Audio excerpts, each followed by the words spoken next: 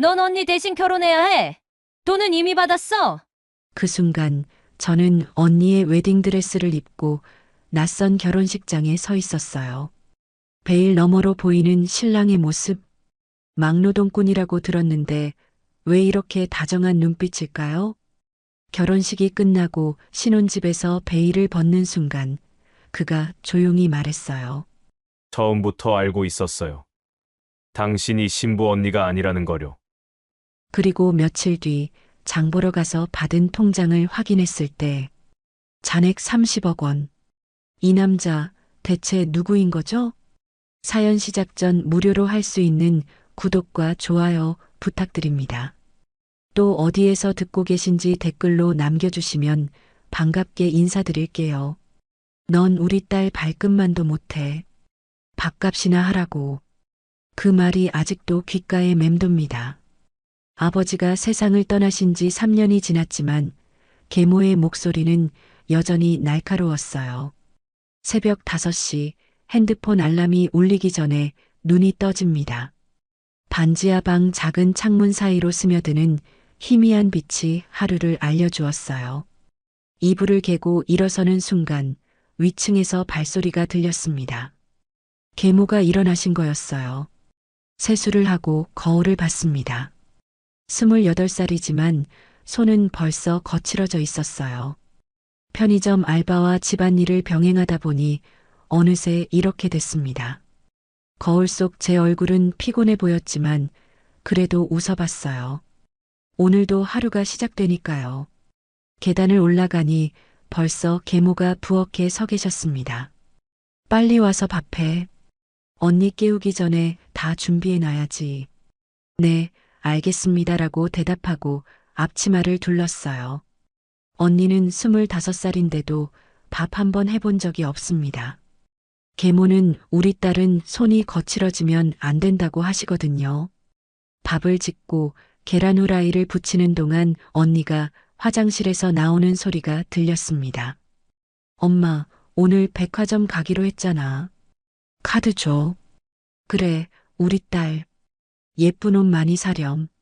언니와 계모의 대화를 들으며 상차림을 마쳤습니다. 언니는 식탁에 앉자마자 반찬 투정을 했어요. 이거 너무 짜잖아. 다시 해줘. 죄송합니다라고 말하고 다시 반찬을 만들었어요.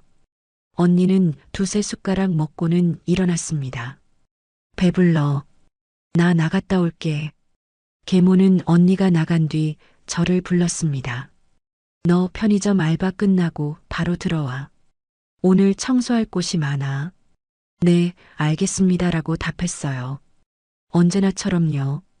편의점으로 향하는 길에 언니를 봤습니다. 새로 산 명품 가방을 들고 친구들과 웃고 있었어요. 그 모습이 부러우면서도 한편으로는 슬펐습니다. 우리가 정말 자매가 맞나 싶었거든요. 편의점에서 9시간을 일했습니다. 점심시간도 없이 서 있다 보니 다리가 아팠지만 참았어요.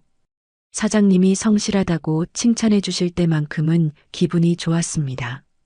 누군가 저를 인정해 주는 느낌이었거든요. 저녁 8시에 집에 돌아왔습니다. 현관을 열자마자 계모의 목소리가 들렸어요. 빨리 들어와서 설거지해. 언니 저녁 차려줘야지. 부엌에는 그릇들이 쌓여 있었습니다. 언니는 거실에서 TV를 보고 계셨고 계모는 전화를 받고 계셨어요. 설거지를 하면서 문득 아버지 생각이 났습니다. 아버지가 살아계실 때는 이렇지 않았어요. 아버지는 저를 우리 막내 공주라고 부르셨거든요. 하지만 아버지가 돌아가신 후 모든 게 바뀌었습니다. 너는 이 집에 얹혀 사는 거야. 그걸 잊으면 안 돼.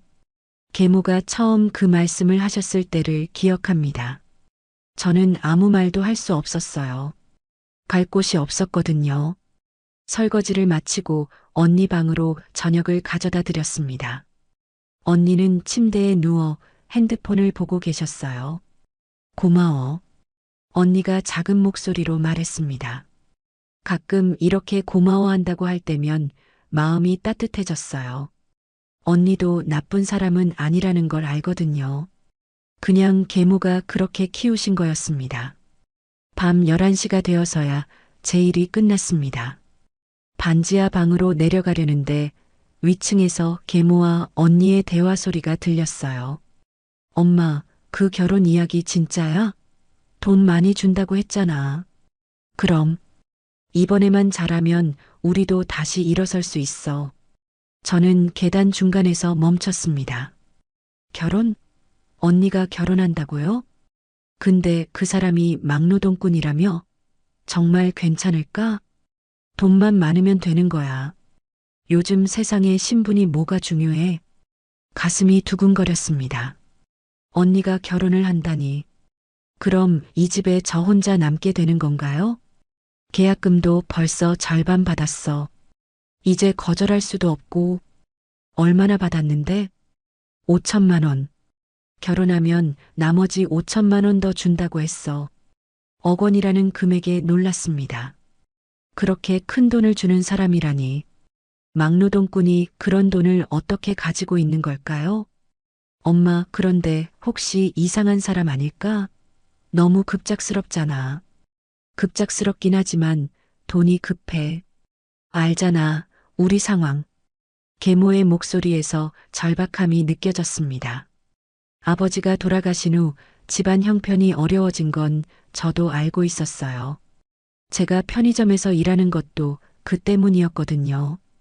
그럼 언제 만나볼 거야? 이번 주말에 만나기로 했어.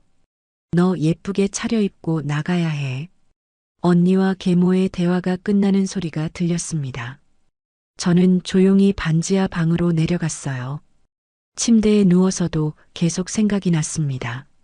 언니가 결혼을 하게 되면 이 집은 어떻게 될까요? 계모는 저를 어떻게 대하실까요?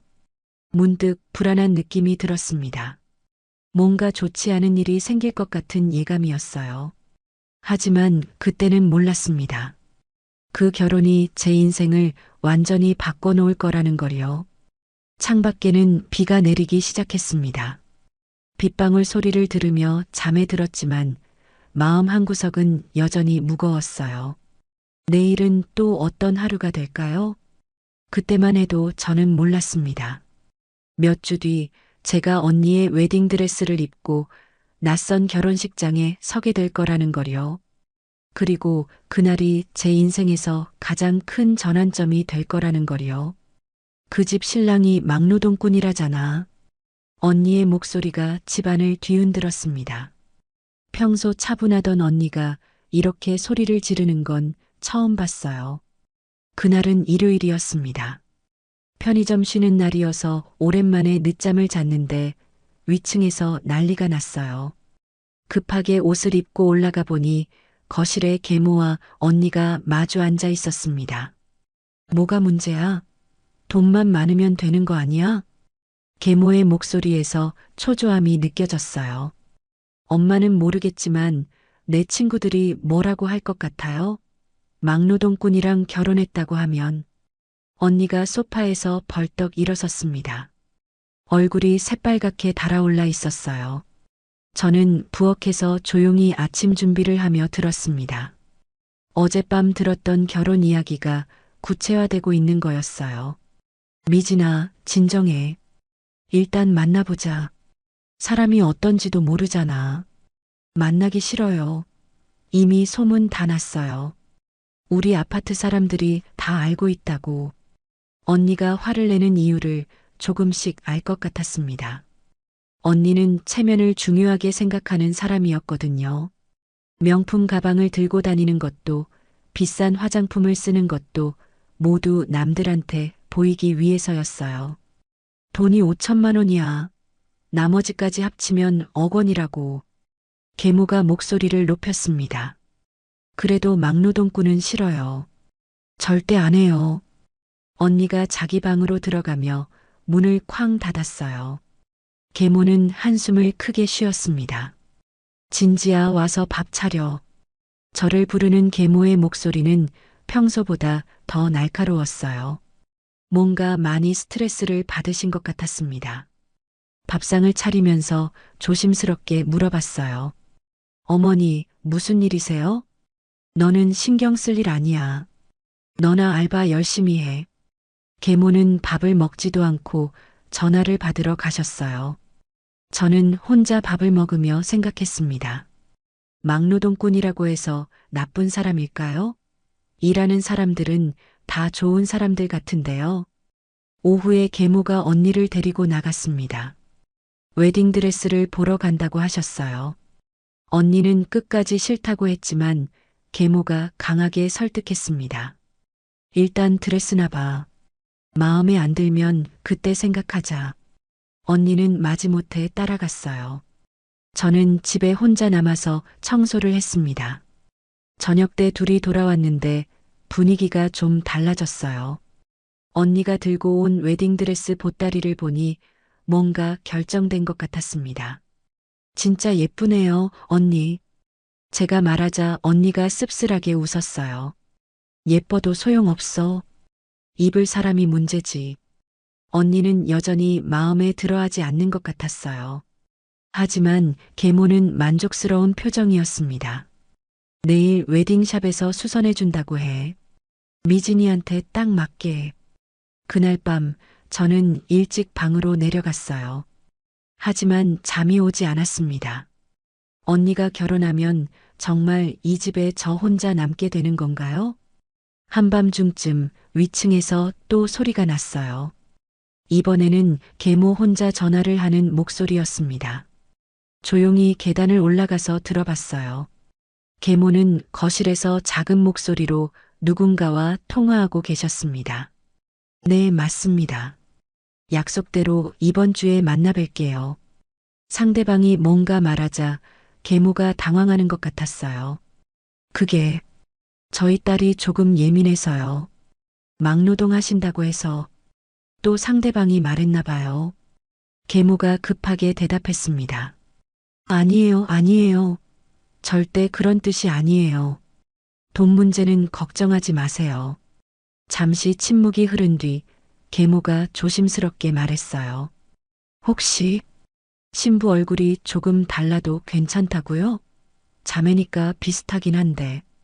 그 순간 제 심장이 멈춘 것 같았습니다. 신부 얼굴이 달라도 괜찮냐고요? 자매라고요? 네. 알겠습니다. 그럼 계획대로 진행하겠습니다. 계모가 전화를 끊는 소리가 들렸어요.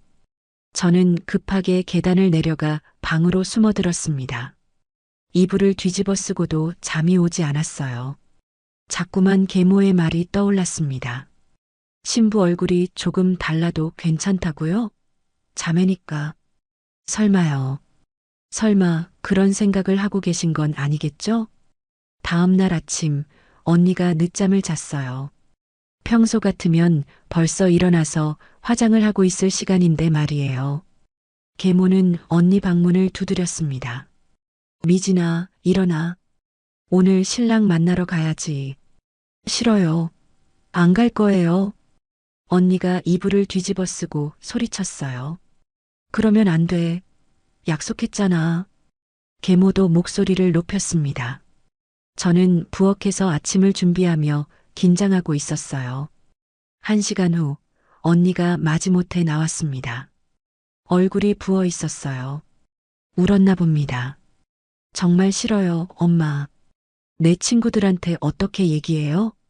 결혼하고 나면 다 달라져. 돈 있으면 친구들도 부러워할 거야.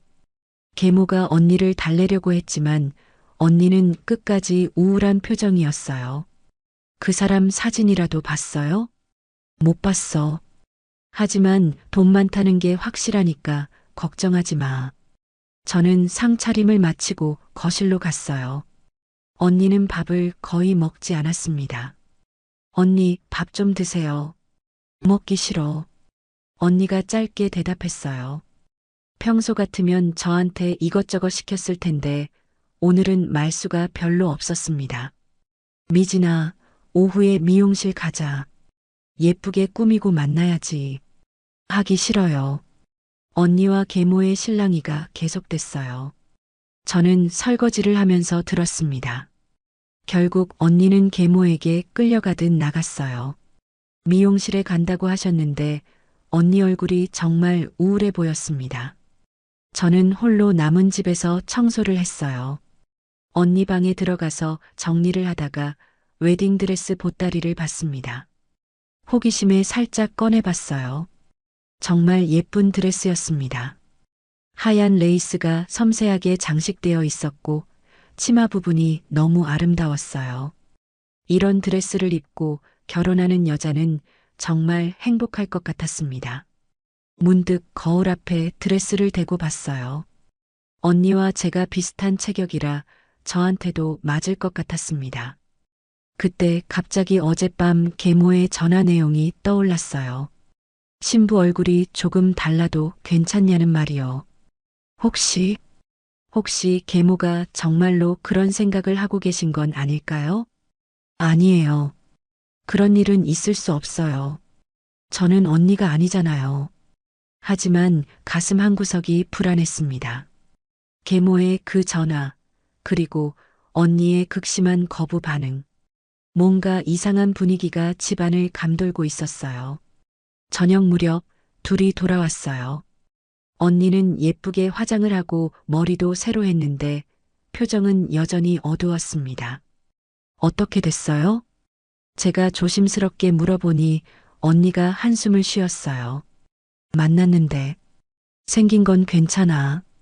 근데 정말 현장에서 일하는 사람이더라. 그래서 어떻게 하기로 했어요? 모르겠어. 엄마가 결정하래. 언니는 자기 방으로 들어갔어요. 계모는 만족스러운 표정이었습니다. 괜찮은 사람이야. 돈도 확실히 있고. 그날 밤 계모가 또 전화를 했어요. 이번에는 더 조심스럽게 말하는 것 같았습니다. 네, 만났습니다. 괜찮다고 하네요. 상대방이 뭔가 말하자 계모가 잠시 망설였어요. 사실 저희 딸이 좀 까다로워서요. 혹시 계획비로 가면 안 될까요? 계획비? 그게 뭔가요? 네, 알겠습니다. 그럼 준비하고 연락드릴게요. 전화가 끝나고 계모가 깊은 한숨을 쉬었어요. 저는 가슴이 두근거렸습니다. 뭔가 큰일이 벌어질 것 같은 예감이 들었거든요. 그 밤 저는 잠들기 전까지 계속 생각했어요. 계모의 이상한 전화들, 언니의 거부감, 그리고 억 원이라는 큰 돈. 모든 게 뒤엉켜서 복잡했습니다. 창밖에는 또 비가 내리기 시작했어요. 빗소리를 들으며 잠에 들었지만 꿈속에서도 하얀 웨딩드레스가 계속 나타났습니다. 그때는 몰랐어요. 며칠 뒤 제가 정말로 그 드레스를 입게 될 거라는 걸요. 너라도 대신가? 돈은 이미 받았어. 계모의 절규가 새벽 4시의 정적을 찢었습니다. 저는 깊은 잠에서 깨어났어요. 위층에서 난리가 나고 있었습니다. 급하게 가운을 입고 올라가 보니 계모가 언니 방문을 두들기고 계셨어요. 미진아, 문 열어. 당장 나와. 하지만 방 안에서는 아무 대답이 없었습니다. 계모가 마스터키로 문을 열자 방은 텅 비어 있었어요. 침대 위에는 편지 한 장만 남아 있었습니다. 계모가 편지를 읽더니 그 자리에 주저앉았어요. 얼굴이 새하얗게 질렸습니다. 이게 뭐야? 이게 뭐야? 저는 조심스럽게 다가가서 편지를 봤어요. 언니의 글씨였습니다. 엄마, 미안해요. 정말 못하겠어요. 막노동꾼과는 절대 결혼 못해요. 친구 집에 있을 테니까 찾지 마세요. 다른 방법을 찾아보세요. 짧은 편지였지만 언니의 의지는 확고해 보였어요. 계모는 편지를 구겨서 던졌습니다. 이 미친년이, 결혼식이 오늘인데. 그제야 저도 깨달았어요. 오늘이 언니의 결혼식 날이었습니다. 벌써 2, 4개월 전부터 준비해왔던 날이었어요. 계모가 미친 듯이 전화를 걸기 시작했어요. 언니 친구들한테 전화해서 어디 있는지 물어봤지만 다들 모른다고 했습니다. 어떻게 해? 어떻게 해? 계모가 거실 바닥에 앉아서 중얼거렸어요. 저는 어떻게 해야 할지 몰라서 그냥 서 있었습니다. 그때 계모의 핸드폰이 울렸어요. 신랑 측에서 온 전화였나 봅니다. 네, 네. 지금 좀. 신부가 몸이 안 좋아서요. 계모가 거짓말을 하고 있었어요. 목소리가 떨리고 있었습니다. 네, 알겠습니다. 조금만 기다려주세요. 전화를 끄는 계모가 저를 똑바로 봤어요. 그 눈빛이 무서웠습니다. 진지야. 네, 어머니. 너, 언니 대신 결혼해야겠어. 제가 잘못 들은 줄 알았어요. 네. 뭐라고 하셨어요? 돈을 벌써 받았어. 5천만 원을. 오늘 결혼 안 하면 다 돌려줘야 해. 우리한테 그런 돈 어디 있어?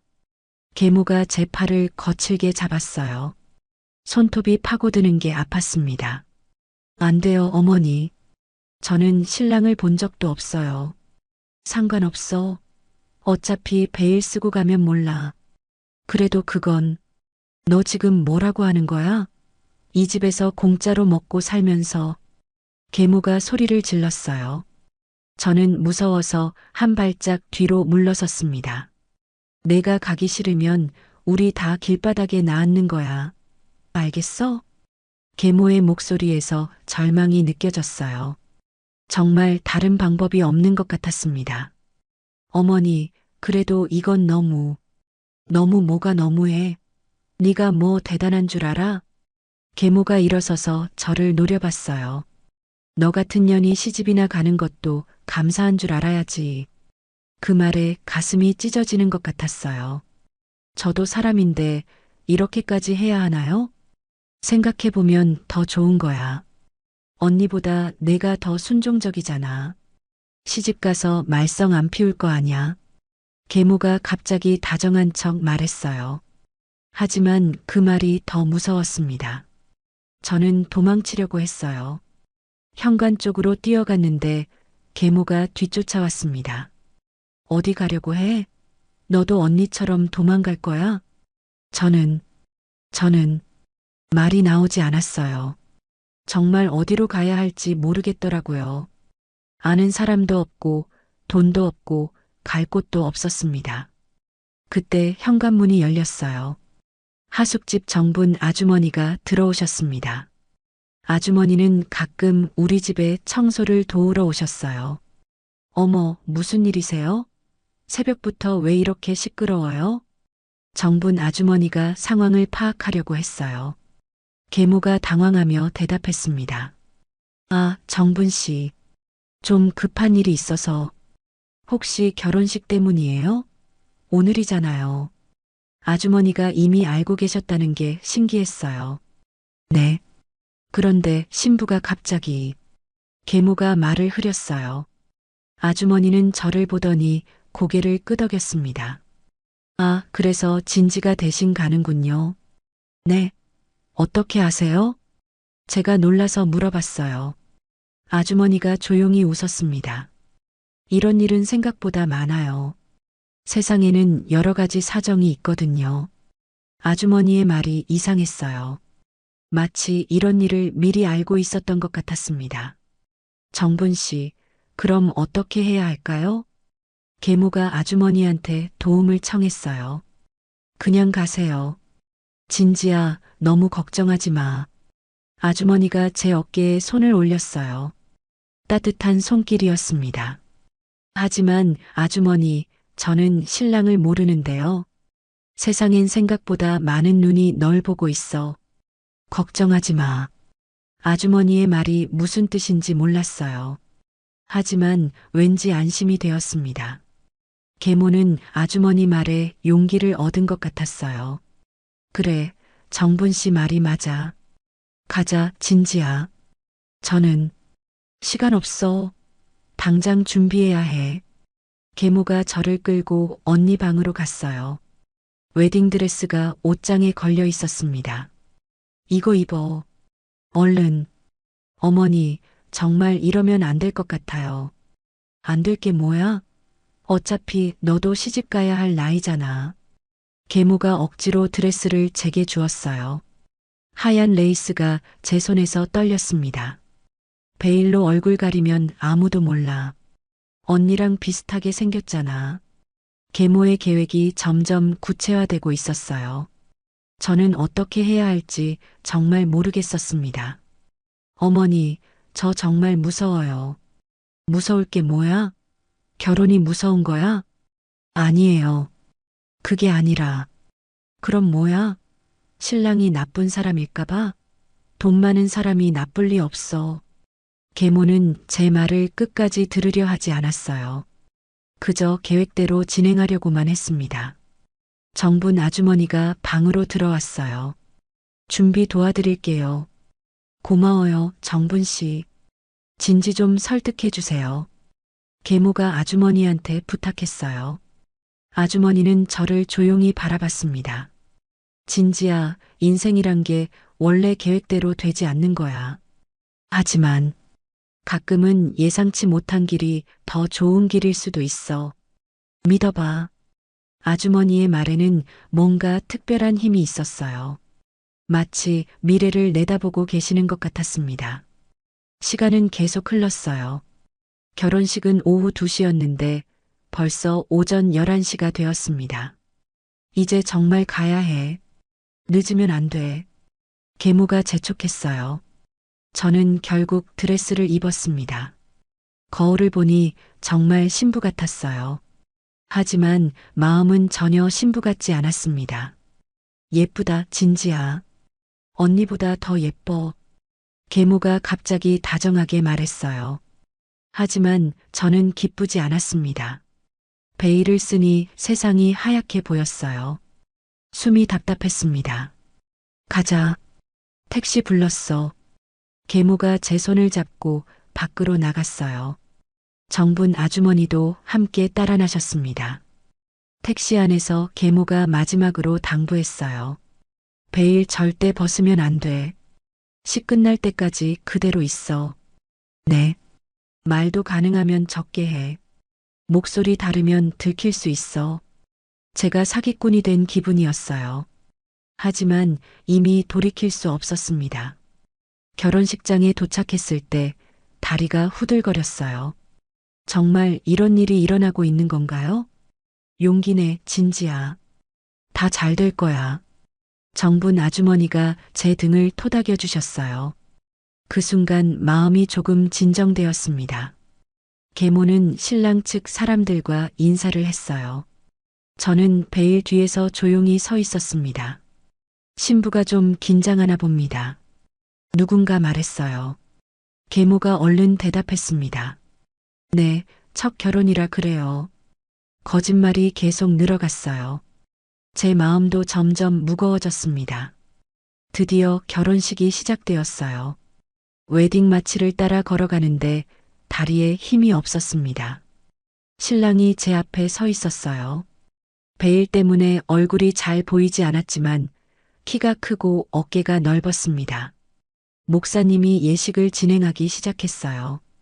저는 그 모든 순간을 꿈처럼 느꼈습니다. 이게 정말 내 결혼식인가? 아니었어요. 이건 언니의 결혼식이었고 저는 그냥 대리인이었습니다. 하지만 반지를 끼워주는 순간 신랑의 손이 느껴졌어요. 따뜻하고 부드러운 손이었습니다. 그때 신랑이 작은 목소리로 말했어요. 괜찮아요. 그 한마디에 왜인지 눈물이 났어요. 베일 안에서 조용히 흘렸습니다.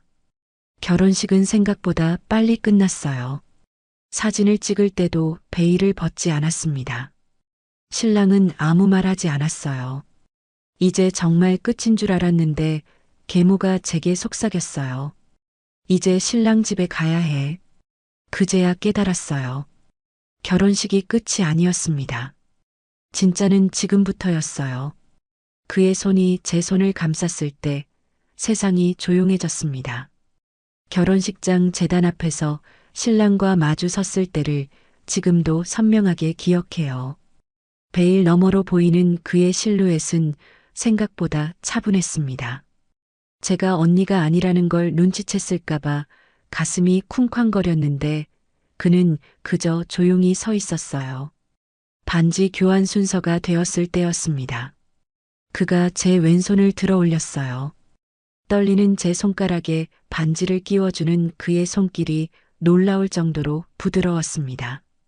마치 깨지기 쉬운 도자기를 다루듯 조심스러웠어요. 그때 그가 베일 너머 제 눈을 봤습니다.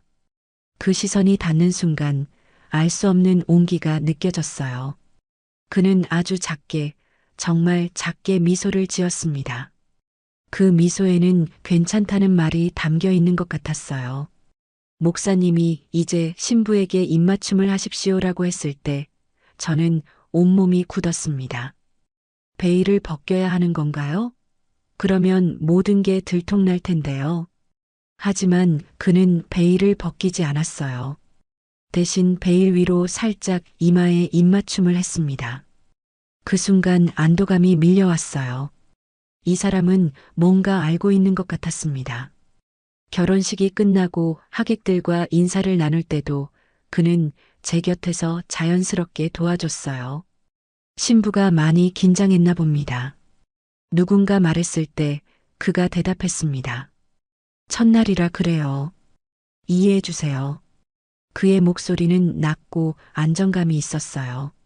제가 말을 하지 못해도 자연스럽게 넘어갔습니다. 피로 연장으로 이동할 때 그가 제 팔을 살짝 잡아줬어요. 하이힐이 불편해서 비틀거렸는데 바로 알아차린 거였습니다. 천천히 가요. 급할 것 없어요. 그의 배려가 진심에서 우러나오는 것 같아서 마음이 따뜻해졌어요. 피로연에서도 베일을 벗지 않았습니다. 계모가 미리 몸이 안 좋아서 베일을 벗기 어렵다고 양해를 구해놨다고 했어요. 거짓말이었지만 그 덕분에 들키지 않았습니다. 식사를 할 때였어요. 저는 베일 때문에 음식을 먹기가 어려웠습니다. 그러자 그가 조용히 제 옆에 앉더니 베일이 음식에 닿지 않도록 살짝 들어줬어요. 이렇게 드세요. 편하게. 너무 자연스러운 행동이어서 주변 사람들도 모를 정도였어요. 하지만 저는 그 순간을 잊을 수 없었습니다. 이런 세심한 배려를 받아본 게 언제였나요? 피로연이 끝나고 신혼집으로 갈 때 저는 정말 무서웠어요.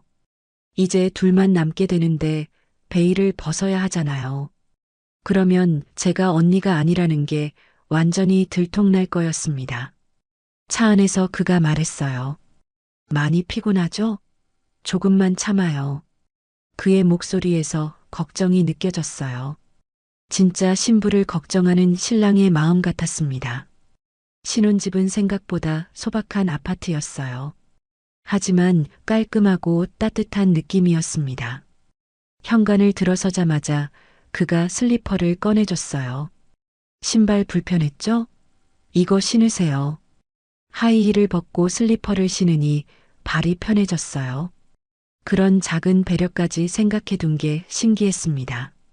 거실에 앉아서도 저는 베일을 벗지 못했어요. 어떻게 해야 할지 모르겠더라고요. 그러자 그가 부엌으로 가서 차를 끓여왔습니다. 따뜻한 차 드세요. 긴장 풀리실 거예요. 찻잔을 건네주는 그의 손이 또 한 번 부드러웠어요. 찬 제 손을 감싸주기도 했습니다.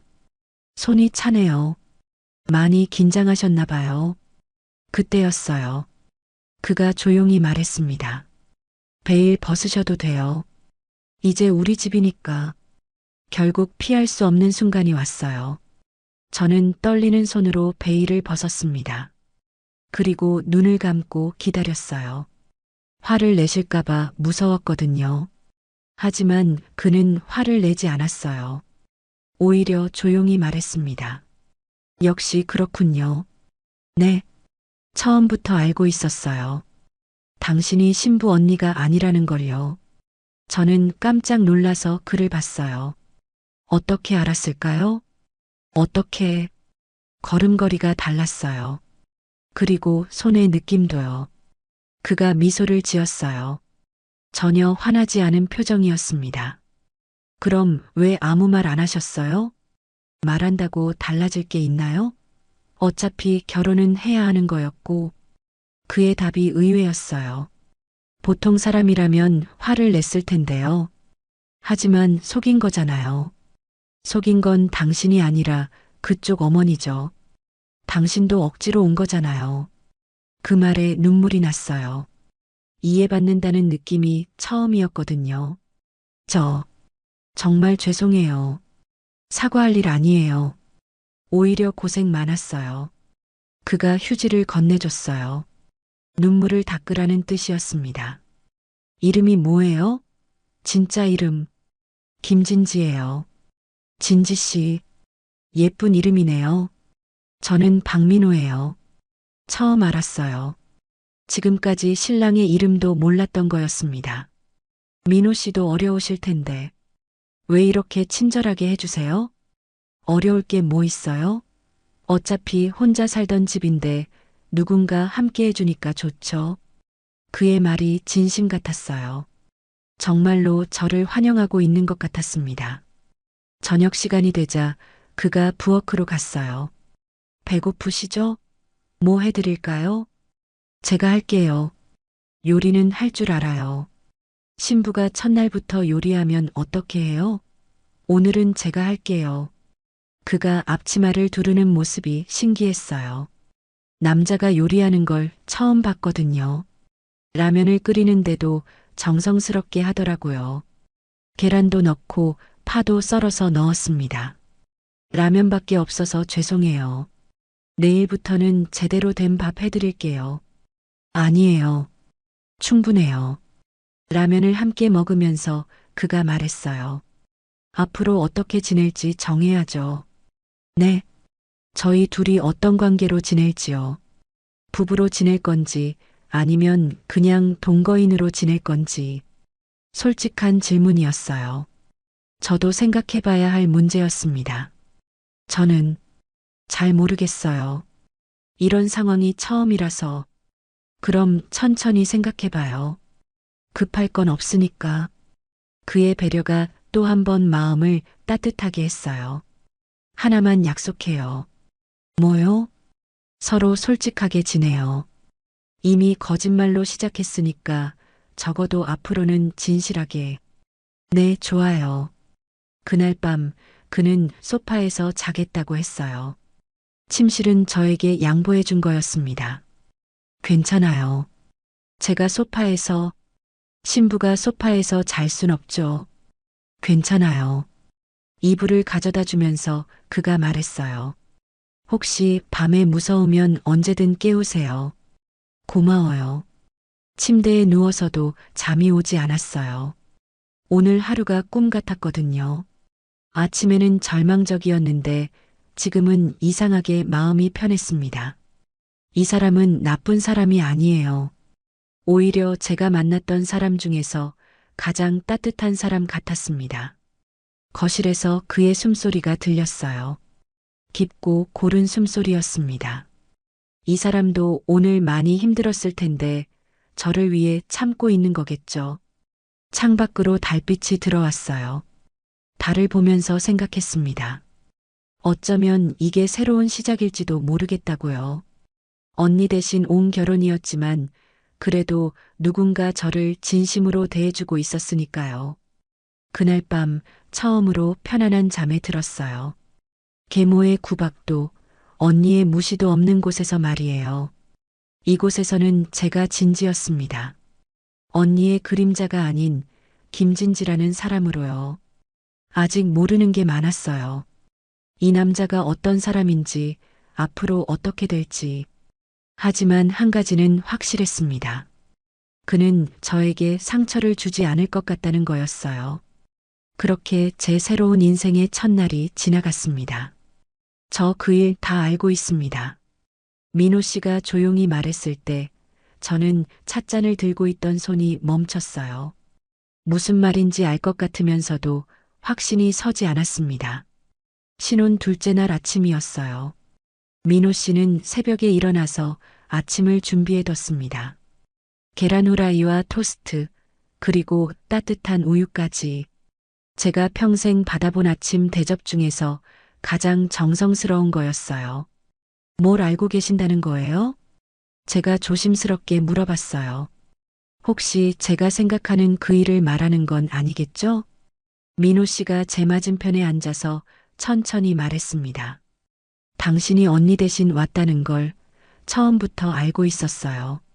그 순간 찻잔이 제 손에서 미끄러질 뻔했어요. 민호 씨가 재빨리 받아줬습니다. 어떻게 알았어요? 처음 만났을 때부터 달랐거든요. 사진으로 본 사람과는요. 민호 씨의 목소리는 여전히 차분했어요. 전혀 화나지 않은 것 같았습니다. 사진을 봤다고요? 네. 중매쟁이가 보여줬죠. 근데 실제로 본 당신은 사진의 그 사람과 분위기가 완전히 달랐어요. 저는 어떻게 대답해야 할지 몰랐어요. 들켰다는 안도감과 동시에 새로운 두려움이 밀려왔습니다. 그럼 왜 아무 말 안 하셨어요? 거절하셨어야죠. 거절할 이유가 없었어요. 오히려 더 좋았거든요. 더 좋았다고요? 민호 씨가 고개를 끄덕였어요. 사진 속 그 사람은 뭔가 가식적인 느낌이 있었어요. 억지로 꾸민 미소 같은 거요. 근데 당신은 달랐어요. 저는 뭐가 달랐는데요? 진짜 사람 냄새가 났어요. 사람 냄새라는 표현이 새로웠어요. 무슨 뜻인지 물어보려는데 민호 씨가 먼저 설명했습니다.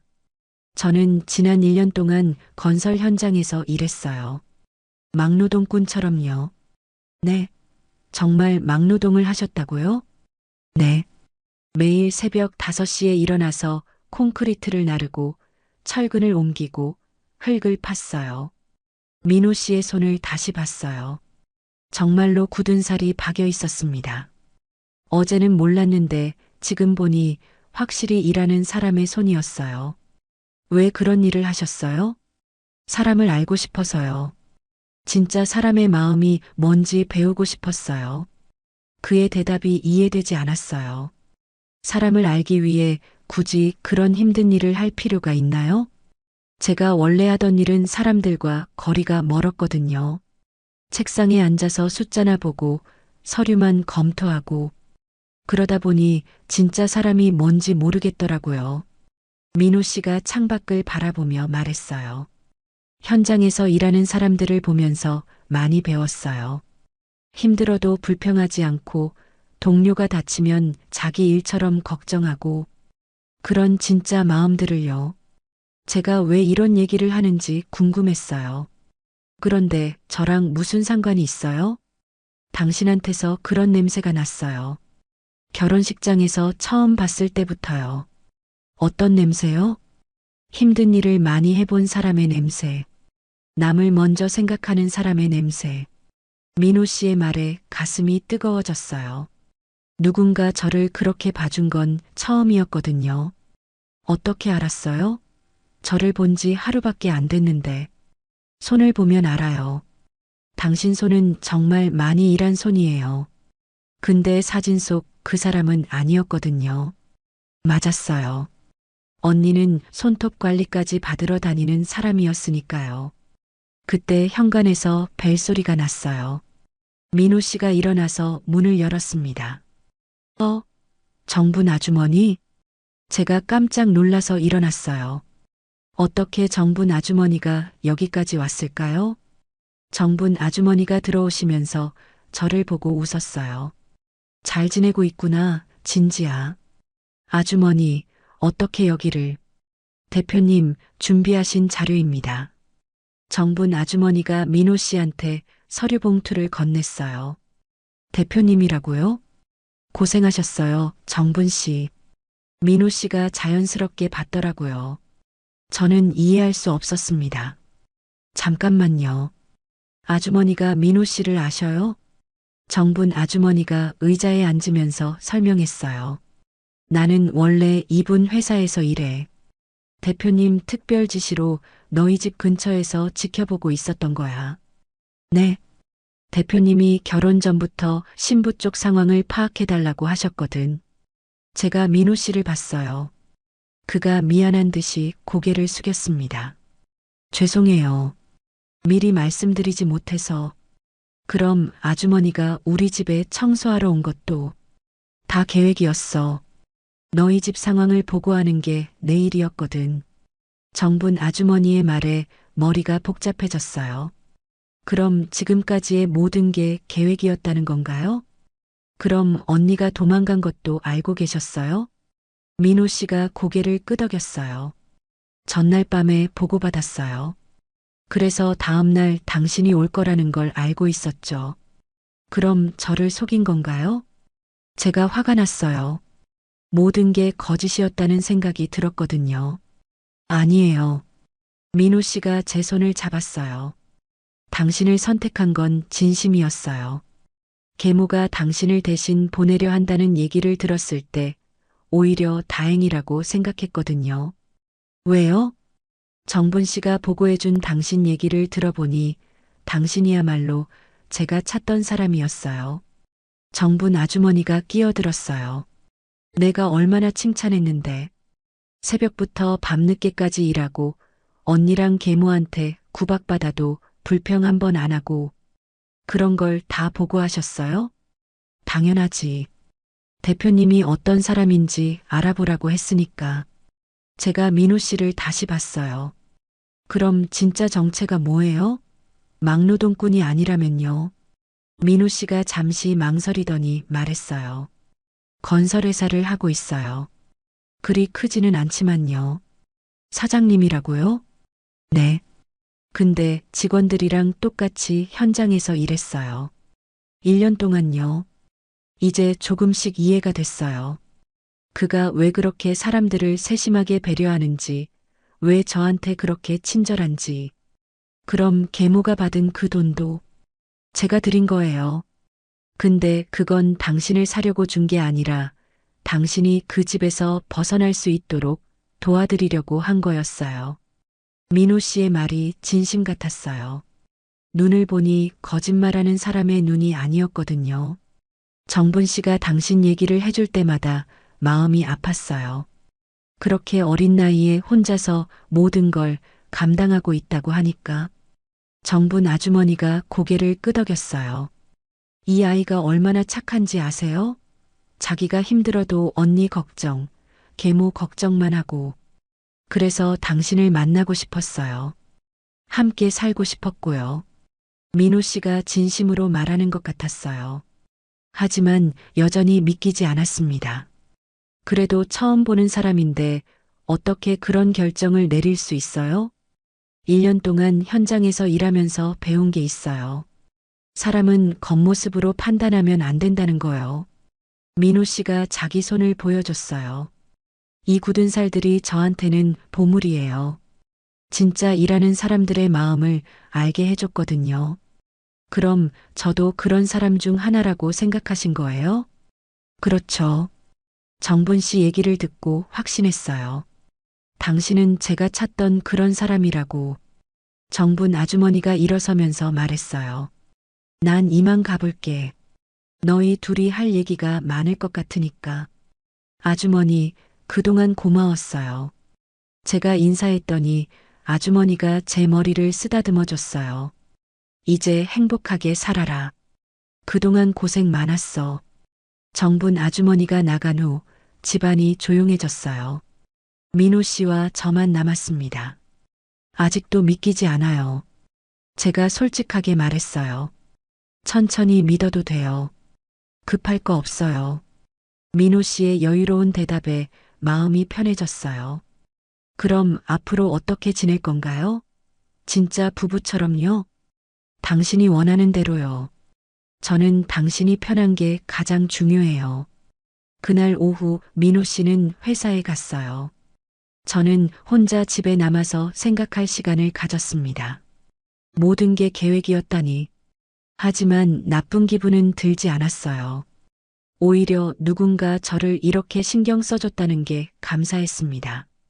창밖을 바라보며 생각했어요. 이 사람은 정말 특별한 사람 같다고. 돈이 있으면서도 현장에서 일하고 저 같은 사람한테 이렇게 따뜻하게 대해주고. 그날 저녁 민호 씨가 돌아왔을 때 저는 결심했어요. 이 사람을 믿어보기로요. 아직은 사랑이라고 할 수 없지만 적어도 신뢰는 할 수 있을 것 같았거든요. 오늘 어땠어요? 생각할 시간이 많았어요. 좋았어요. 어떤 결론에 도달했어요? 아직 확실하지는 않지만 당신을 믿어보고 싶어요. 민호 씨가 환하게 웃었어요. 그 미소를 보니 제 선택이 틀리지 않았다는 확신이 들었습니다. 그날부터 저희는 진짜 부부처럼 살기 시작했어요. 생활비 조금만, 20만 원만 주실 수 있을까요? 그 말을 하기까지 사흘이나 걸렸어요. 민호 씨와 함께 지낸 지 일주일이 지났는데 냉장고가 거의 비어가고 있었거든요. 그 일주일은 제 인생에서 가장 평온한 시간이었어요. 아침에 일어나면 민호 씨가 이미 커피를 내려놓고 출근 준비를 하고 계셨고, 저녁에 돌아오면 함께 저녁을 먹었습니다. 누구도 저를 구박하지 않았고, 눈치를 볼 필요도 없었어요. 하지만 생활비 문제는 조심스러웠어요. 결혼한 지 얼마 안 됐는데 돈 얘기를 하는 게 부담스러웠거든요. 게다가 민호 씨가 건설 현장에서 일한다고 했으니 수입이 그리 많지 않을 것 같았습니다. 그날 아침도 평소처럼 민호 씨가 먼저 일어나서 아침을 준비해뒀어요. 토스트와 계란 후라이, 그리고 따뜻한 우유까지. 매일 똑같은 메뉴였지만 정성이 느껴져서 맛있었습니다. 오늘도 일찍 나가세요? 제가 물어보니 민호 씨가 고개를 끄덕였어요. 현장 일이 그래요. 해 뜨기 전에 시작해야 해서. 민호 씨는 여전히 건설 현장에 나가고 계셨어요. 회사 대표라고 하셨는데 직원들과 똑같이 일하신다는 말씀이 진짜였나 봅니다. 힘드시죠? 매일 그렇게 일찍 나가시는 거. 괜찮아요. 익숙해졌어요. 민호 씨가 미소를 지으며 말했어요. 얼굴에 피곤함이 보였지만 불평하지 않았습니다. 그가 출근하고 나서 저는 냉장고를 열어봤어요. 우유 한 팩, 계란 서너 개, 그리고 어제 남은 반찬이 전부였습니다. 식료품을 사러 나가야 할 시간이었어요. 하지만 제게는 돈이 없었어요. 계모집에서 나올 때 가져온 돈이 전부였는데 그것도 얼마 남지 않았거든요. 오전 내내 고민했어요. 어떻게 말을 꺼내야 할까요? 너무 많이 달라고 하면 부담스러워 하실까요? 아니면 아예 제가 일자리를 구해야 할까요? 점심시간쯤 돼서 결심했어요. 솔직하게 말씀드리기로요. 민호 씨는 이해심이 많은 분이시니까 화내지는 않으실 거예요. 저녁 때 민호 씨가 돌아오셨을 때 온몸에 흙먼지가 묻어 있었어요. 정말 열심히 일하신 것 같았습니다. 씻고 오세요. 저녁 준비할게요. 제가 말하니 민호 씨가 고개를 저었어요. 오늘은 제가 할게요. 피곤하셨죠? 아니에요. 집에 있었는데 뭐가 피곤해요. 하지만 민호 씨는 제 말을 듣지 않고 부엌으로 갔어요. 늘 그랬어요. 저를 배려하려고 하세요. 샤워를 마치고 나온 민호 씨가 라면을 끓이고 있었어요. 김치와 계란을 넣어서 맛있게 만들고 계셨습니다. 내일은 제가 장 봐서 제대로 된 저녁 해드릴게요. 제가 말하니 민호 씨가 의아한 표정을 지었어요. 장을 봐요? 뭘 사려고요? 식료품이요. 냉장고가 거의 비었어요. 아, 그러네요. 제가 신경을 못 썼네. 민호 씨가 미안해하는 것 같아서 저는 급하게 말했어요. 아니에요. 제가 해야 할 일이에요. 그때였어요. 용기를 내서 말을 꺼낸 건. 그런데 생활비 조금만 주실 수 있을까요? 목소리가 작아졌어요. 왠지 부끄러웠거든요. 생활비요? 민호 씨가 라면을 젓던 손을 멈췄어요. 네. 식료품 사고 생필용품도 사야 해서요. 많이는 안 써요. 20만 원만 있으면 충분해요. 저는 최대한 적게 달라고 했어요. 부담 주기 싫었거든요. 민호 씨가 잠시 생각하더니 웃었어요. 20만 원이요? 그것만으로 충분해요? 네. 제가 알뜰하게 잘 써요. 실제로 그랬어요. 계모집에서 늘 아껴 쓰는 습관이 몸에 배어 있었거든요. 민호 씨가 라면을 다 끓이고 상을 차렸어요. 그리고 저녁을 다 먹고 나서 말했습니다. 진지 씨, 잠깐 앉아요. 무슨 일인가 싶어서 소파에 앉았어요. 민호 씨가 방에 들어갔다가 무언가를 가지고 나왔습니다. 통장이었어요. 이거 쓰세요. 네. 이게 뭔데요? 생활비 통장이요.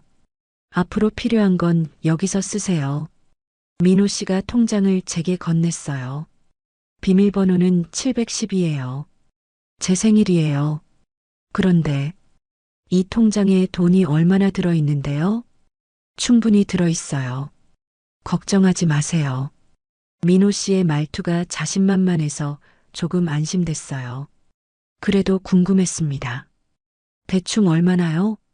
100만 원 정도? 그것보다는 많이요. 민호 씨가 애매하게 대답했어요. 정확히 말해주지 않는 걸 보니 제가 놀랄까봐 그러는 것 같았습니다. 알았어요. 조심히 써볼게요. 다음 날 오전 민호 씨가 출근한 후에 마트에 갔어요. 오랜만에 장을 보러 나가는 길이었습니다. 가슴이 설렜어요. 제 마음대로 식료품을 살 수 있다는 게 신기했거든요. 마트 앞에 도착해서 통장을 꺼냈어요. 잔액이 얼마나 되는지 확인해 보려고 ATM에 넣었습니다. 비밀번호 711을 눌렀어요. 민호 씨 생일이라고 했으니 7월 12일인가 보다 생각했습니다. 화면에 잔액이 나타났어요. 그 순간 저는 그 자리에서 얼어붙었어요. 잔액 30억 원. 30억 원이라고요? 제가 잘못 본 건가요? 다시 봤지만 똑같았어요. 30억 원이 맞았습니다. 숨이 막혔어요. 손이 떨렸고 다리에 힘이 빠졌습니다.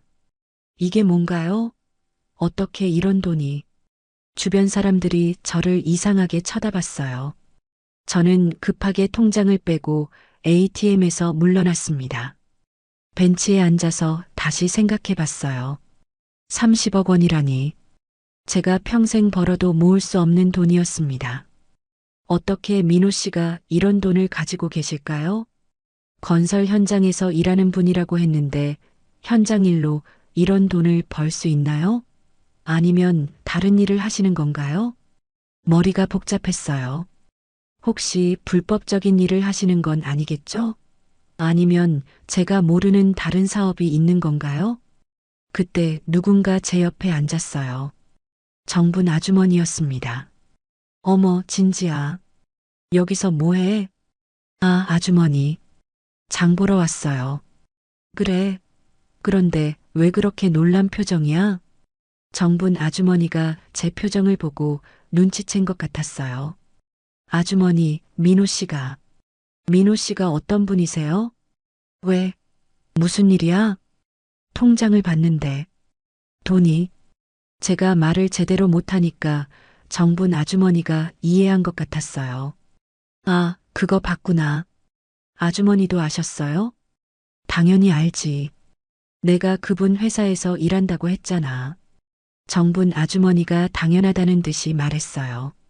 그럼 민호 씨가 정말 부자세요? 부자라기보다는 성공한 사업가라고 해야겠네. 사업가요? 건설회사 하신다고 했잖아. 그런데 그냥 건설회사가 아니라 꽤 큰 회사야. 정분 아주머니의 말에 점점 더 놀랐어요. 그럼 왜 현장에서 직접 일하세요? 사람 공부하려고. 직원들 마음도 알고 싶고 진짜 일하는 사람들이 어떤지 경험해 보려고. 그래서 1년 동안 현장에서 일하신 거구나. 맞아. 그리고 그 과정에서 너를 만나게 된 거고. 정분 아주머니가 제 어깨를 톡톡 쳤어요. 이제 저 아이도 사람 대접받는구나. 사람 대접이요? 그동안 얼마나 구박받고 살았어. 이제 편하게 살 수 있겠네. 아주머니의 말에 눈물이 났어요. 정말로 제가 편하게 살 수 있는 건가요? 근데 아주머니, 이런 큰 돈을 저한테 맡겨도 되는 건가요? 당연하지. 너는 그런 아이야. 돈 많다고 해서 함부로 쓸 아이가 아니라는 걸 대표님도 아시거든. 정분 아주머니의 말에 가슴이 따뜻해졌어요. 민호 씨가 저를 그렇게 신뢰하고 계신다니. 그런데 아주머니, 저는 어떻게 해야 해요? 이런 부자랑 결혼한 거 맞아요? 맞아. 그런데 그분은 돈 때문에 널 선택한 게 아니야. 내 마음 때문에 선택한 거지. 제 마음이요? 너처럼 착하고 성실한 사람을 찾고 계셨거든.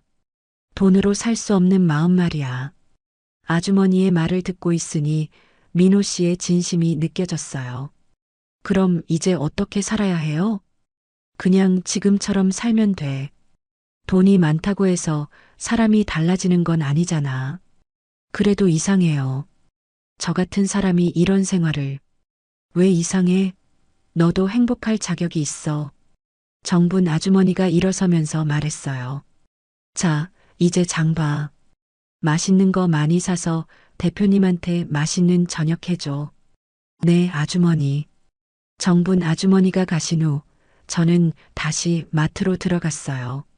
하지만 마음이 복잡했습니다. 장바구니를 들고 식료품 코너를 돌아다녔어요. 평소 같으면 가격을 보고 가장 싼 것만 골랐을 텐데 오늘은 달랐습니다. 30억이라는 숫자가 자꾸 머릿속에 맴돌았거든요. 하지만 습관은 쉽게 바뀌지 않았어요. 여전히 할인 상품만 골라서 담았습니다. 비싼 고기는 쳐다보지도 않고 가장 저렴한 채소들만 샀어요.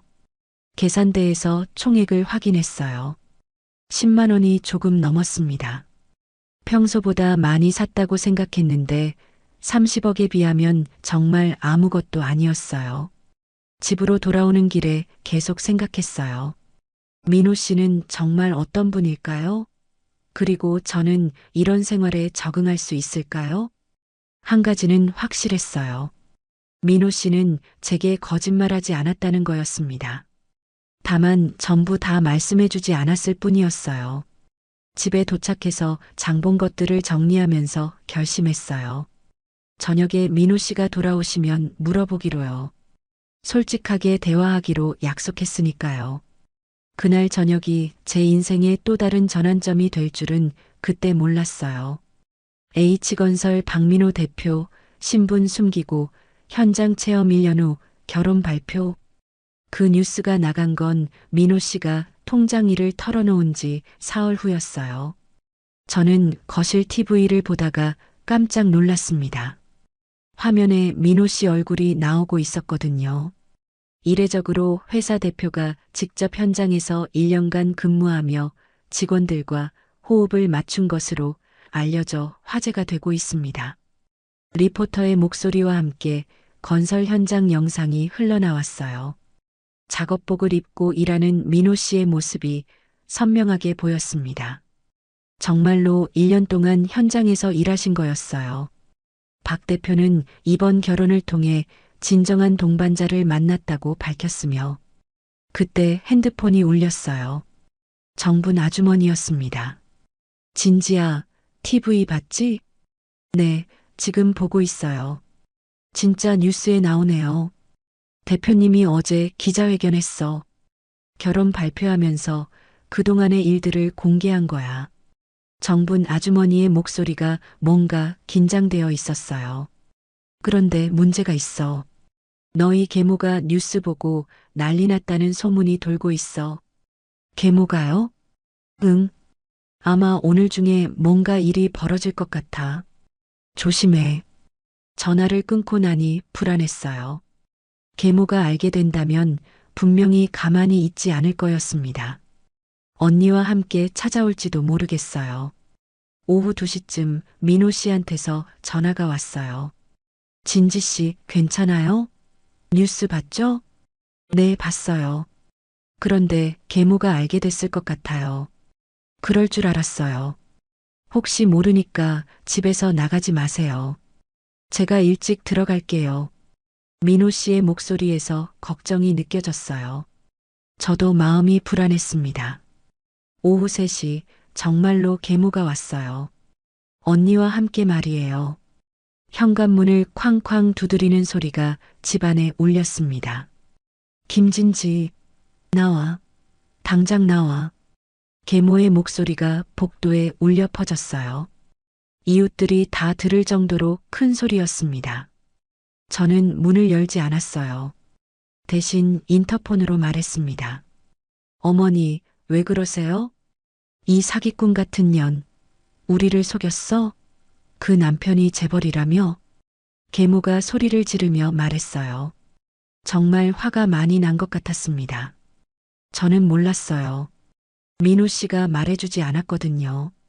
말도 안 돼. 분명히 알고 있었을 거야.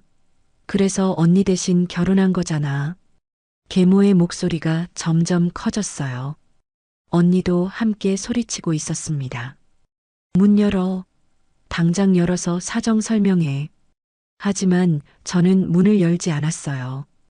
열면 또 무슨 일을 당할지 모르겠거든요. 1시간 정도 지나자 계모와 언니가 포기하고 갔어요. 하지만 이게 끝이 아니라는 걸 알 수 있었습니다. 저녁에 민호 씨가 돌아왔을 때 저는 그날 있었던 일을 전부 말씀드렸어요. 집까지 찾아왔다고요? 네. 정말 화가 많이 난 것 같았어요. 민호 씨가 한숨을 쉬었어요. 그럴 줄 알았어요. 오늘 회사에도 전화를 여러 번 걸었거든요. 회사에요? 네. 접수실에서 막았지만 계속 찾아올 것 같더라고요. 민호 씨의 예상이 맞았어요. 다음 날 아침 정분 아주머니한테서 급한 전화가 왔습니다. 진지야, 너희 계모가 회사에 나타났어. 네. 정말요? 지금 로비에서 난리치고 있어. 대표님 내놔라. 사기꾼들이라고 소리 지르고 있다고. 저는 급하게 옷을 입고 회사로 향했어요. 민호 씨 혼자 감당하시기엔 너무 힘들 것 같았거든요. H건설 본사에 도착했을 때 정말로 계모와 언니가 로비에서 소리를 지르고 있었어요. 경비원들이 말리고 있었지만 소용없었습니다. 우리 딸이랑 바꿔치기 했다고요. 사기야 사기. 계모가 목청껏 소리쳤어요. 로비에 있던 사람들이 모두 쳐다봤습니다. 저 여자 때문에 우리가 속은 거예요. 돈 돌려내세요. 언니도 함께 소리치고 있었어요. 얼굴이 새빨갛게 달아올라 있었습니다. 그때 엘리베이터에서 민호 씨가 나타났어요. 정장을 입은 모습이 현장에서 볼 때와는 완전히 달랐습니다. 정말 회사 대표 같았어요. 무슨 일이세요? 민호 씨가 침착하게 물어봤어요. 계모가 민호 씨를 보더니 더욱 흥분했습니다. 당신이 우리를 속인 거죠? 막노동꾼인 줄 알았는데 재벌이라니. 속인 적 없습니다. 현장에서 일한 건 사실이고 회사 대표인 것도 사실이에요. 민호 씨의 답변에 계모가 더욱 화를 냈어요. 그럼 왜 미리 말하지 않았어요? 우리가 알았다면 절대 딸을 바꾸지 않았을 텐데. 그래서 바꾸신 거 아니에요? 막노동꾼이라고 해서? 민호 씨의 말에 계모가 당황했어요. 맞는 말이었거든요. 그때 언니가 나섰어요. 어쨌든 우리가 손해본 거예요. 진지 대신 제가 결혼했어야 하는 거라고요. 왜요? 지금 후회되세요? 민호 씨가 냉정하게 물어봤어요. 당연하죠. 재벌이라는 걸 알았다면. 막노동꾼일 때는 싫어하셨으면서요? 언니가 할 말이 없어졌어요. 자기 모순이 드러난 거였습니다. 그때 로비 벽면에 있는 대형 TV에서 뉴스가 나왔어요. 어제 방송된 민호 씨 인터뷰 재방송이었습니다. 저는 돈이 아닌 사람의 마음을 보고 싶었습니다. 현장에서 일하면서 진짜 사람들의 모습을 배웠죠. 화면 속 민호 씨가 말하고 있었어요. 특히 제 아내를 통해 진정한 사랑이 무엇인지 알게 되었습니다. 그녀는 제가 가난한 노동자라고 생각할 때도 저를 진심으로 대해줬거든요. 계모와 언니가 TV 화면을 봤어요.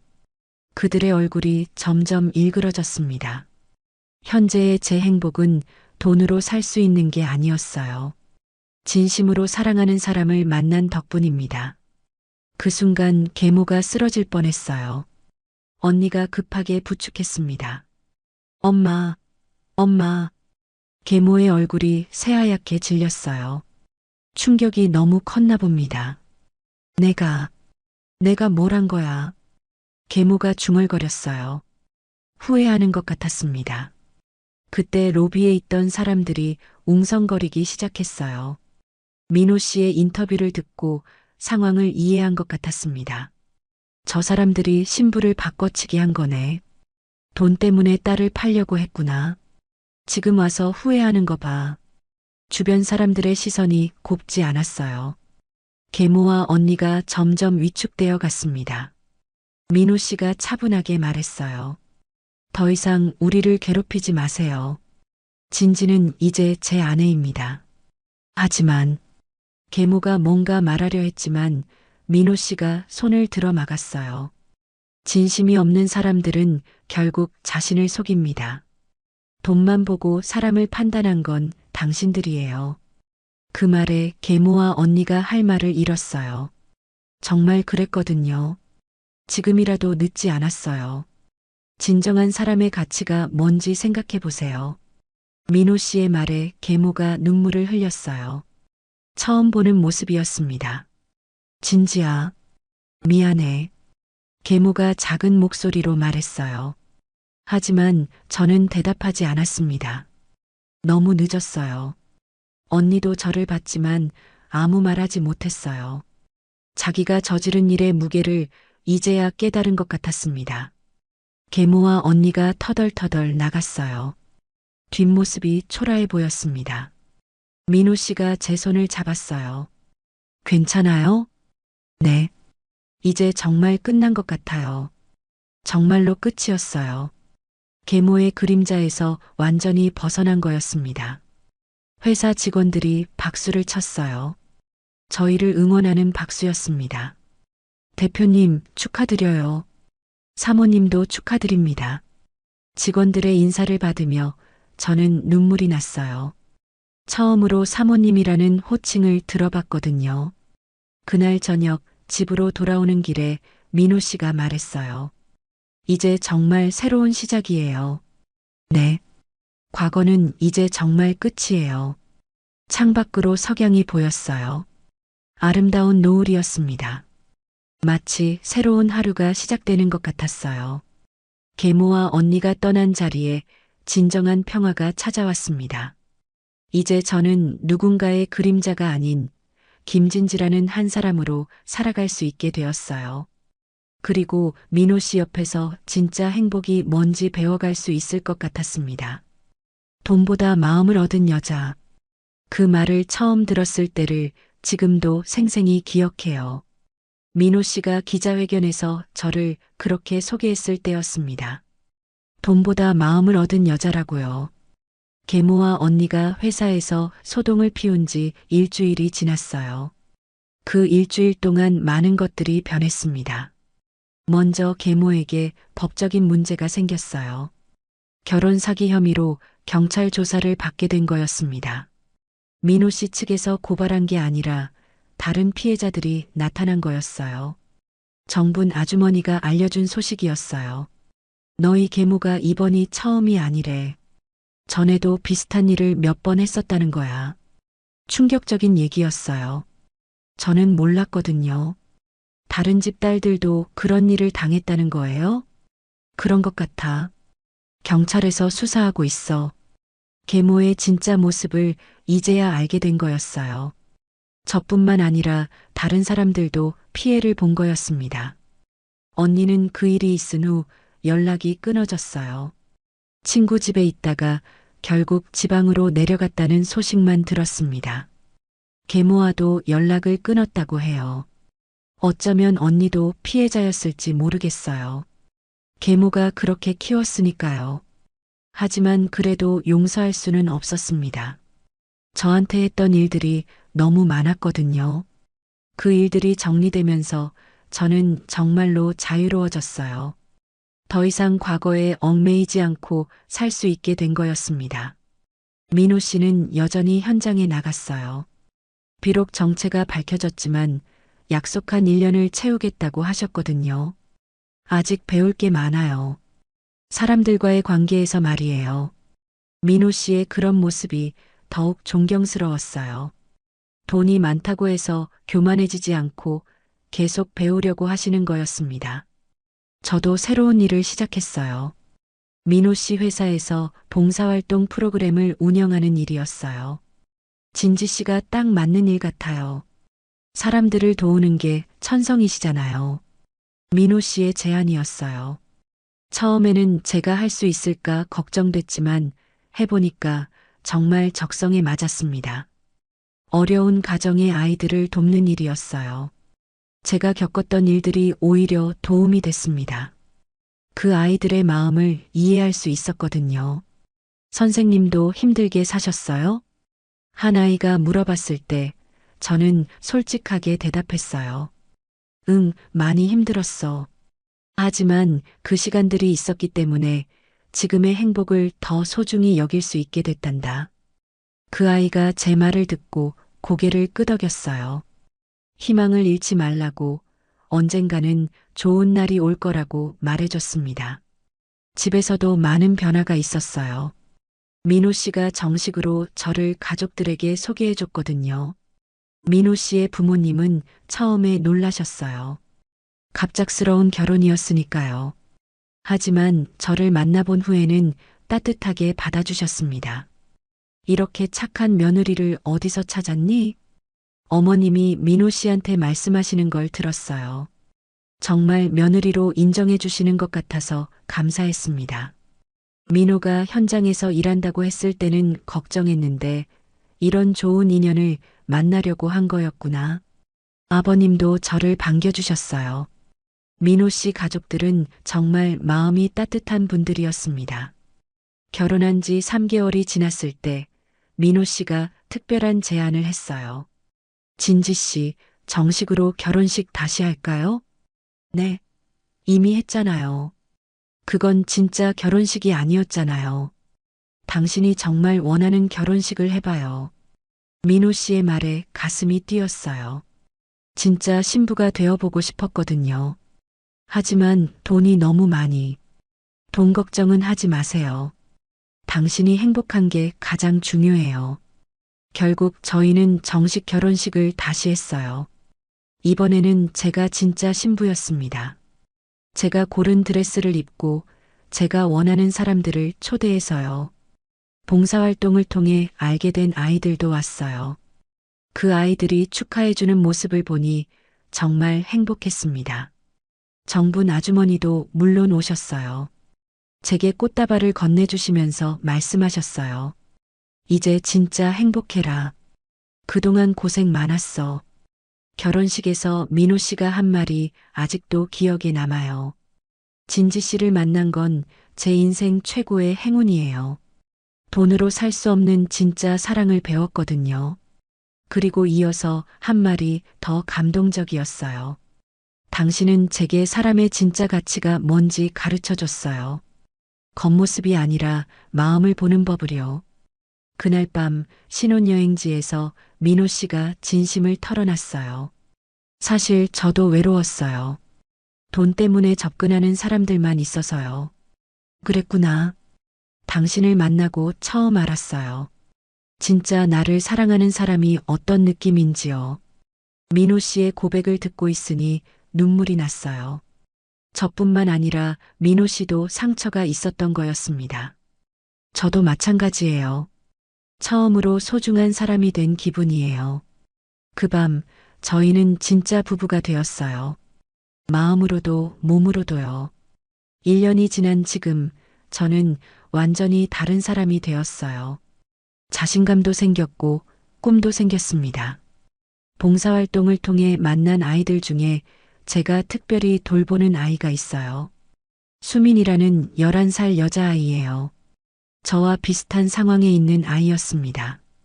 선생님, 저도 나중에 행복해질 수 있을까요?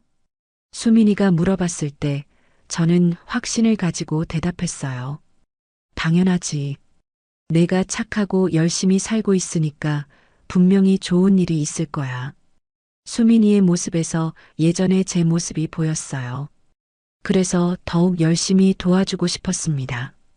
요즘에는 민호 씨와 함께 더 큰 꿈을 꾸고 있어요. 어려운 환경의 아이들을 위한 시설을 만드는 거예요. 당신처럼 힘든 상황에 있는 아이들에게 희망을 주고 싶어요. 민호 씨의 말에 가슴이 뜨거워졌어요. 이런 일을 함께 할 수 있다니 정말 행복했습니다. 오늘 아침 장을 보러 나가면서 문득 생각했어요. 1년 전 이맘때는 상상도 할 수 없었던 일들이었습니다. 마트에서 장바구니를 들고 자유롭게 물건을 고르는 제 모습을 보니 감회가 새로웠어요. 가격을 보며 고민할 필요도 없고 누구 눈치를 볼 필요도 없었습니다. 하지만 여전히 검소하게 살려고 해요. 돈이 있다고 해서 함부로 쓰면 안 되거든요.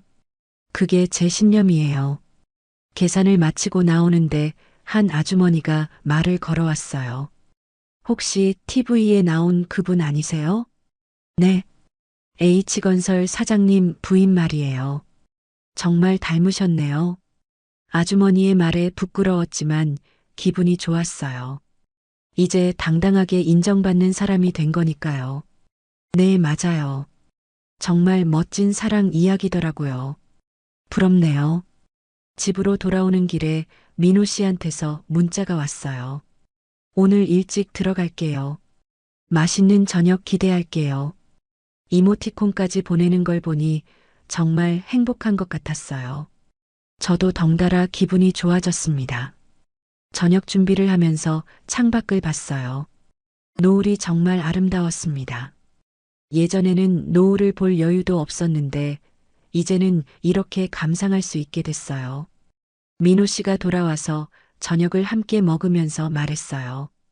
진지 씨, 오늘 현장에서 재미있는 일이 있었어요. 뭔데요? 작업 반장님이 그러시더라고요. 사장님이 결혼하고 나서 더 열심히 일한다고. 정말요? 네. 집에 빨리 가고 싶어서 더 열심히 한다나 뭐라나. 민호 씨의 말에 웃음이 났어요. 정말 귀여운 사람이에요. 저도 요즘 더 열심히 살고 있어요. 어떻게요? 당신한테 부끄럽지 않은 사람이 되고 싶어서요. 민호 씨가 제 손을 잡았어요. 당신은 이미 충분히 훌륭한 사람이에요. 그날 밤 침대에 누워서 민호 씨가 말했어요. 진지 씨, 고마워요. 뭐가요? 저한테 진짜 사람의 값어치가 뭔지 알려줘서요. 저야말로 고마워요. 저를 이렇게 소중하게 여겨줘서요. 민호 씨가 저를 안아주면서 말했어요. 우리 앞으로도 지금처럼 살아요. 서로를 아끼고 다른 사람들도 도우면서. 네, 그렇게 해요. 창밖으로 달빛이 들어왔어요. 그 달빛을 보면서 저는 과거를 생각했습니다. 만약 언니가 도망가지 않았다면, 만약 제가 그날 용기를 내지 않았다면, 지금의 행복은 없었을 거예요. 모든 일에는 이유가 있나 봅니다. 힘들었던 시간들도, 슬펐던 순간들도 모두 지금의 저를 만들어준 소중한 경험이었어요. 이제 저는 누군가의 그림자가 아닙니다. 김진지라는 한 사람으로 당당하게 살아가고 있어요. 돈보다 소중한 걸 얻었습니다. 진짜 사랑과 인정, 그리고 꿈을요. 그리고 무엇보다 저 자신을 소중히 여기는 법을 배웠어요. 혹시 지금 이 글을 읽고 계신 분 중에 저처럼 힘든 상황에 계신 분이 있다면 말씀드리고 싶어요. 포기하지 마세요. 언젠가는 여러분도 진짜 행복을 만날 수 있을 거예요. 저처럼 돈이 아니라 마음을 얻는 날이 올 겁니다. 그날까지 자신을 소중히 여기시고 꿈을 잃지 마세요. 제 이야기가 작은 희망이 되었으면 좋겠어요.